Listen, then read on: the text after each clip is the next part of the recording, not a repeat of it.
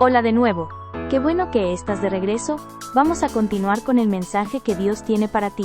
Así que toma tu Biblia y prepárate para escuchar algo que cambiará tu vida. Y que la gente nos vea así, que nos vea que estamos orando y que estamos intercediendo o pidiendo por la salud o por la bendición de una persona, por la necesidad de una persona, y en ese momento orar por él. Es importante, hermanos, entonces, la oración en privado, pero también en público, delante de todas las demás personas. E iré a un segundo pensamiento, hermanos, la adoración al orar. Y la adoración hermanos, es un acto de reconocimiento de lo que es Dios, que es santo, que es eterno, que es omnipotente, que es soberano, que es amor, que es justo, que es Rey de reyes, Señor de señores, que es omnipresente, que es omnisciente. La adoración cuando estamos orando. Hermanos, Dios nos ha creado con la capacidad para adorar, para adorarle.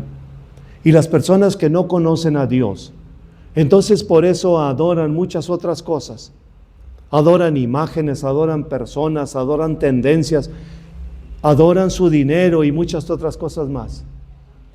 Porque no conocen al Señor. Pero cuando conocemos a nuestro Dios, entonces podemos adorar a nuestro Dios. Y lo contrario a la adoración sería idolatría, sería desprecio para Dios, sería indiferencia para nuestro Dios. Debemos orar, hermanos, en oración cuando oramos. Pero la adoración incluye todos los actos de la vida nuestra.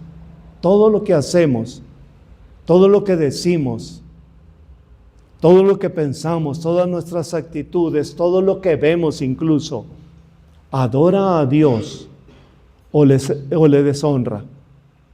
Y hermanos, por ejemplo, lo que decimos, lo que hablamos.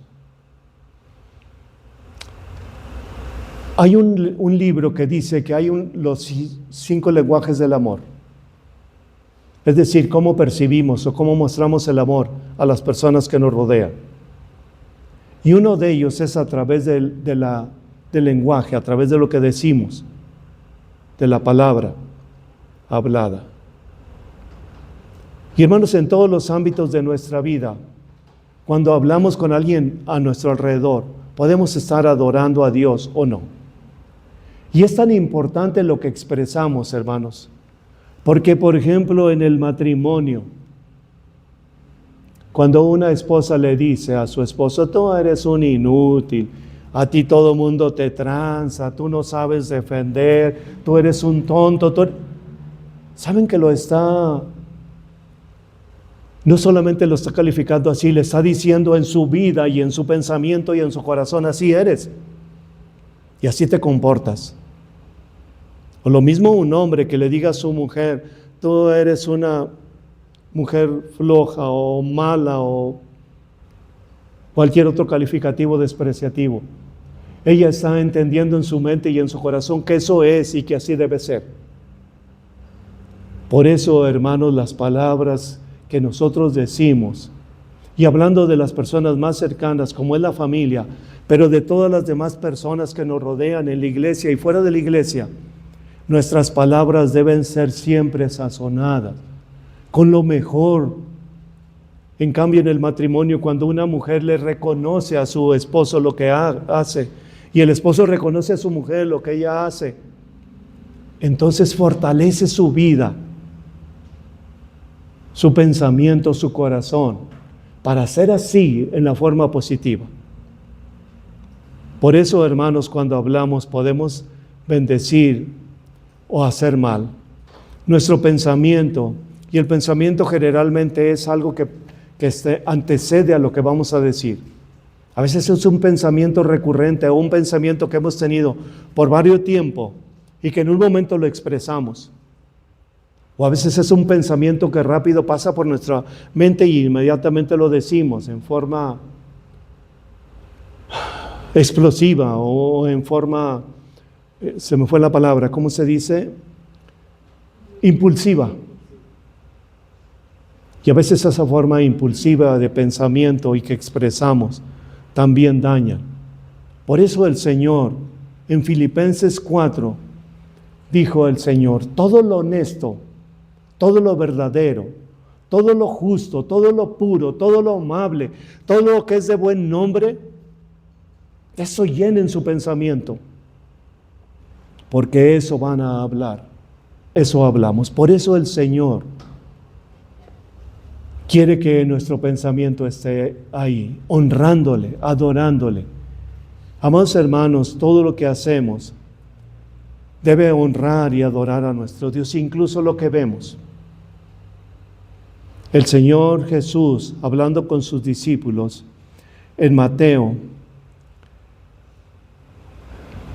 les dijo a sus discípulos, si tu ojo te es ocasión de caer, si tu ojo derecho te es ocasión de caer, mejor sácalo, que es preferible que entres a las moradas celestiales tuerto que ir al infierno con todos tus ojos. Y si tu brazo derecho te es ocasión de caer, tan extremo fue la indicación del Señor Jesús que dijo, córtalo, ¿verdad? ¿Y qué está diciendo el Señor Jesús? Que cualquier pensamiento, cualquier intención, cualquier palabra debe ser tan radical en cortarla, negativa, debe ser tan radical en cortarla de nuestra vida y de nuestros pensamientos como si cortáramos uno de nuestros brazos o como si sacáramos uno de nuestros ojos. Es decir, debe estar erradicado de nuestra vida, de nuestro pensamiento. A través de la oración adoramos a Dios, hermanos, y podemos hacer esto, quitar de nuestra vida todas esas cosas. A través de la oración honramos, glorificamos a Dios, le damos alabanza, reconocemos su perfección, reconocemos lo que Él es Dios, reconocemos su amor para con nosotros y le adoramos. Hermanos, Dios nos creó con un propósito, que es el de honrarle, de adorarle. Ese es el propósito que nos creó. ¿Saben que hoy en día muchas personas han perdido ese propósito? Y no reconocen que somos hechos a la imagen de Dios, como dice en Génesis 2, hagamos al hombre a nuestra imagen y semejanza. Y no quiero ahondar en esa situación que vivimos en este tiempo de que hay un boom de la falta de identidad en muchas personas, que son hombres y se creen mujeres o son mujeres y creen que son hombres. Y tan aberrante es que algunos padres incluso propician y ayudan a sus hijos a que tengan esos pensamientos. O como los que dicen ahora que está tan revuelo, que dicen que son animales. Y la palabra que utilizan, es una palabra que significa bestia. Por el amor de Dios, ¿cómo pueden decirle a una persona o puede sentirse una persona que fue hecha a la imagen y semejanza de Dios de esa manera? Si en la palabra de Dios menciona como bestia algo totalmente repugnante como es el enemigo. ¿Y cómo pueden identificar a una persona de esa manera? ¿O cómo puede sentirse una persona identificada de esa manera? La única razón es porque les falta Cristo en su vida, porque no han tenido un encuentro con el Señor Jesucristo y por eso su identidad está perdida. En todas partes, menos en el reconocimiento, porque Dios nos hizo a su imagen y semejanza desde el principio, la falta de Cristo. Por eso el Señor nos ha dado ese propósito principal, que es la adoración a Él. Isaías 43:7 dice, todos los llamados de mi nombre, para gloria mía, los he creado, los formé y los hice. ¿Cuál es el propósito de mi vida en este mundo? ¿Cuál es el propósito de la vida de cada uno de nosotros en este mundo? ¿Cuál es el propósito de los niños, de los jóvenes que vienen a este mundo? Aquí está claramente escrito, para gloria mía los he creado, los formé y los hice. Antes de pensar en que debemos ser buenas personas en el ámbito laboral o en cualquier otro ámbito, debemos tener en cuenta que Dios nos ha creado para honra y gloria suya. Y hermanos, todo lo que Dios ha creado es para glorificar su nombre. Todo lo que respira, alabe a Jehová. Aleluya. El último versículo del Salmo 150. Y dice aleluya. La palabra aleluya es una palabra compuesta que su primera parte, aleluya, quiere decir alabar. Y la otra parte ya, Y, H, es una forma abreviada del nombre de Dios. Entonces, al decir aleluya, quiere decir alabado sea Jehová o alabado sea Dios. Incluso, hermanos, ahí en su Biblia, si ustedes leen, sobre todo en Salmos, viene en el Salmo 150, la última palabra no dice Jehová, dice J-A-H, con mayúsculas. Y esa es una forma abreviada del nombre de Dios. Por eso están todas con mayúsculas, escritas de esa manera.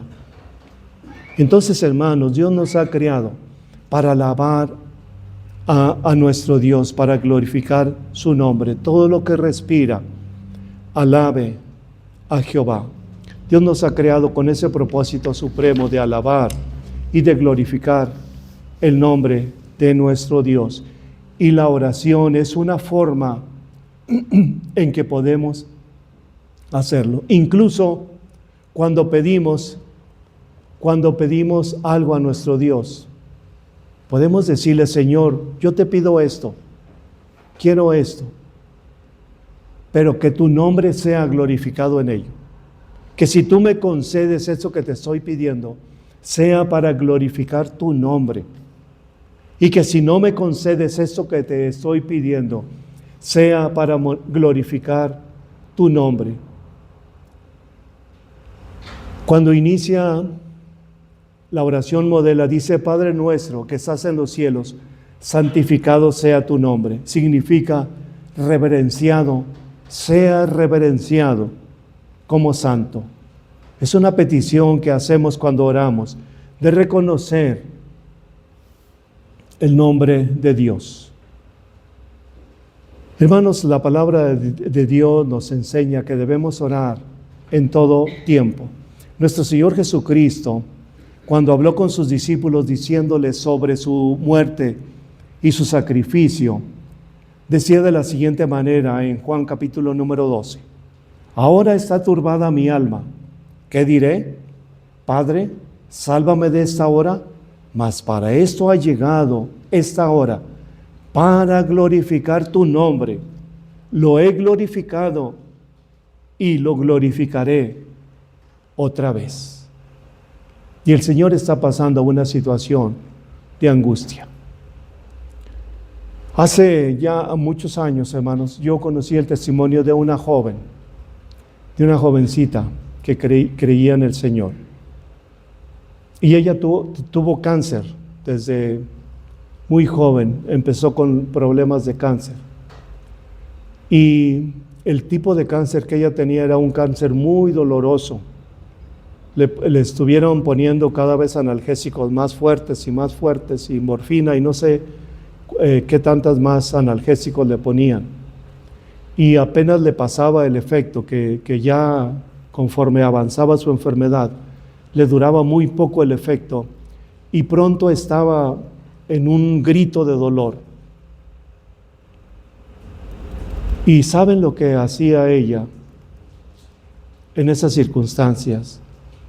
Glorificaba el nombre de Dios, alababa a Dios y nunca renegó de Dios y nunca se enojó con Dios y nunca reclamó a Dios absolutamente nada. Y ella sabía que le quedaban pocos días de vida y los médicos le habían dicho que pronto moriría su familia, que se prepararan, y ella lo sabía y estaba en un dolor terrible.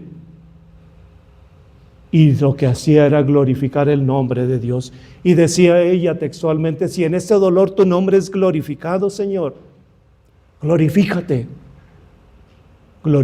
Señor. A diferencia de muchas otras personas que a veces con una situación mucho menos o con una enfermedad mucho menor, A veces estamos renegando del Señor y diciendo, ay Señor, ¿y por qué a mí? ¿Y por qué yo? ¿Y por qué tengo que pasar esto? Amados hermanos, aún en las situaciones de dolor, debemos glorificar a Dios. No, sí, no sé que, yo sé que no es fácil, por lo menos para mí no es fácil.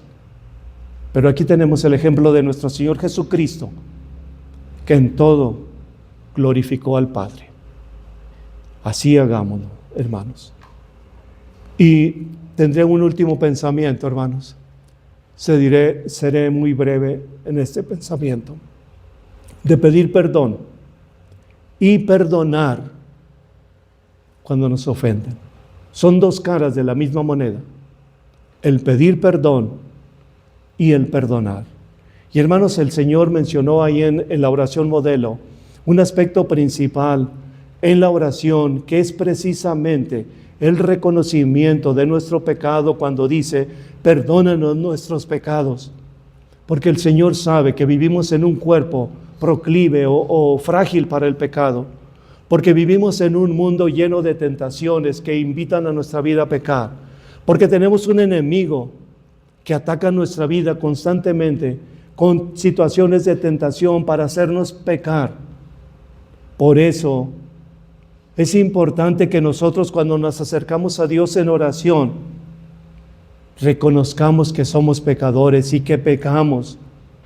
Si decimos que no tenemos pecado, nos engañamos y la verdad no está en nosotros. En 1 de Juan 1:8, reconocer, hermanos, que el pecado es una ofensa que hacemos contra el Señor. Es como si le negáramos, como lo hizo Pedro, o como lo traicionáramos, como si lo traicionáramos, como lo hizo Judas. Por eso el reconocimiento de nuestros pecados debe ser en oración. Perdónanos nuestros pecados. Y hermanos, la expresión que utiliza la palabra de Dios aquí en este pasaje, cuando dice perdónanos nuestros pecados, está indicando, ese que ha sido mi pecado, quítalo de mi vida, sácalo de mi vida, que no esté más en mi vida. Por eso, hermanos, debemos pedir perdón. Y pedimos perdón a Dios porque le amamos, porque el primer mandamiento es el amor a Dios. Y debemos pedirle perdón a Él, porque cuando pecamos le ofendemos a Él. Pero también debemos tener en cuenta que cuando ofendemos a alguien, a una persona, también estamos pecando y estamos ofendiendo a Dios.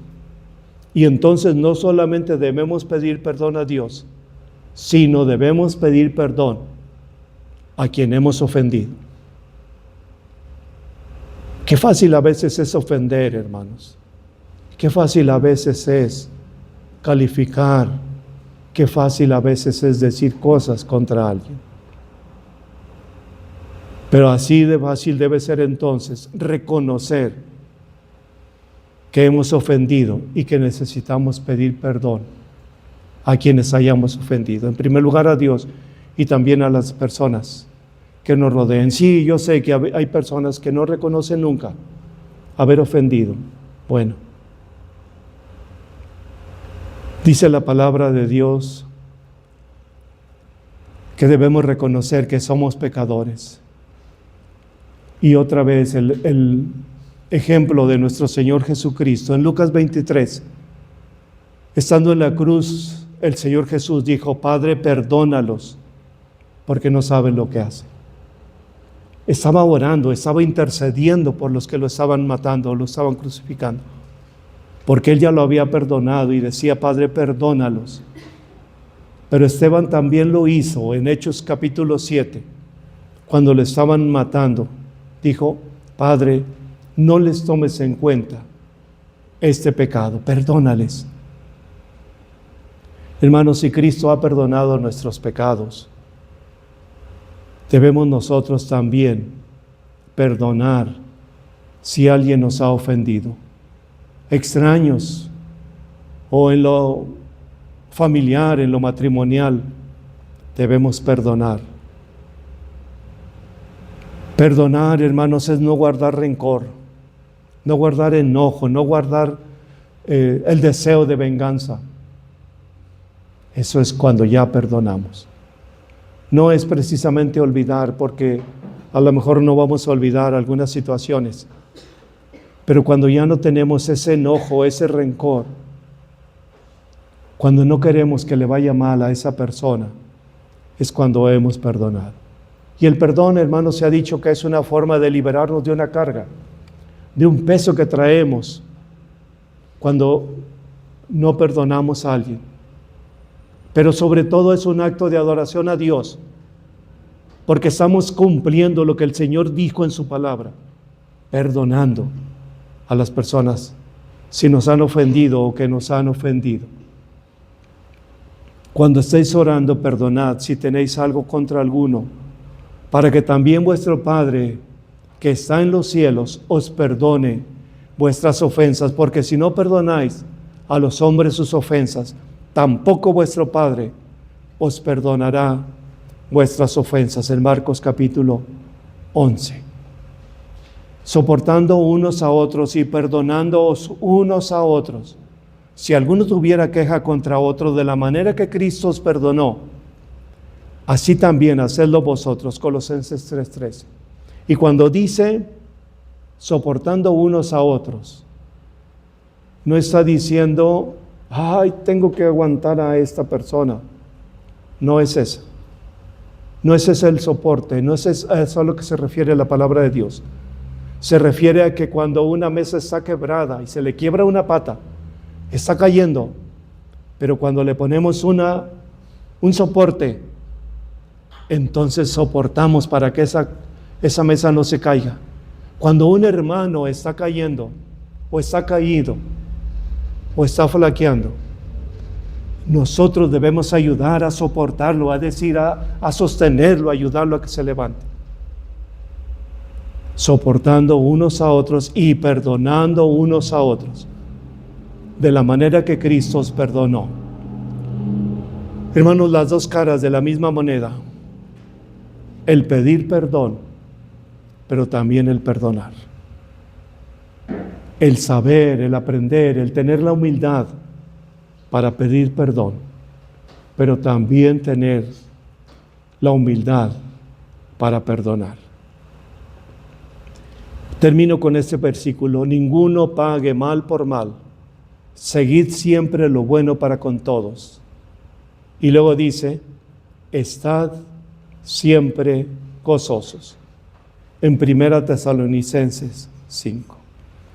Hermanos, pues la invitación a orar, a todo lo que implica la oración, y creo que por supuesto no solamente esos tres pensamientos, sino la oración implica mucho más aspectos. Pero bueno, solamente este día comentamos esos pocos aspectos. Termino, hermanos, haciendo una invitación. Primero, si alguien no ha creído, no ha recibido a Cristo como Señor y Salvador, la palabra de Dios dice: a todos los que le recibieron, a los que creen en su nombre, les dio el derecho de ser hechos hijos de Dios. Si alguien todavía no ha tomado esa salvación que Dios le está regalando, es el momento para hacerlo. La salvación no es por méritos, ni la ganamos, ni hacemos nada para obtenerla. Es un regalo que Dios nos da. Y la otra invitación, hermanos, es a todos nosotros a orar sin cesar, a orar en adoración y en pedir perdón y perdonar en todo momento.